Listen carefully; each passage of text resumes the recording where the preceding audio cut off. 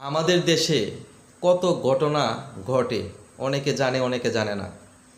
একজন বৃদ্ধ মহিলা গিয়েছে সাব রেজিস্ট্রি অফিসে, অর্থাৎ তার ছেলেরা তার বৃদ্ধ অসুস্থ মাকে নিয়ে গেছে সাব রেজিস্ট্রি অফিসে দলিল করার জন্য। কিন্তু যখন সাব রেজিস্ট্রার যখন এই বৃদ্ধ মহিলাকে বলেছে যে আপনি এখানে কেন আসছেন, তখন এই বৃদ্ধ মহিলা বলল যে আমি তো ডাক্তারের কাছে আসছি, আমি অসুস্থ, আমার ছেলেরা আমাকে ডাক্তারের কাছে নিয়ে আসছে। তার মানে কি, সাব রেজিস্ট্রার বুঝতে পেরেছেন যে ভদ্রমহিলা জমি তার ছেলেকে দেওয়ার জন্য আসে নাই, ছেলেরা প্রতারণা করে ভুল বুঝিয়ে তার মাকে এখানে নিয়ে আসছে, বলছে ডাক্তারের কাছে নিয়ে যাব, এটা বলে তাকে সাব রেজিস্ট্রি অফিসে নিয়ে আসছে। দেখেন আমাদের দেশে কিন্তু কত প্রকৃতির মানুষ আছে, তাই না?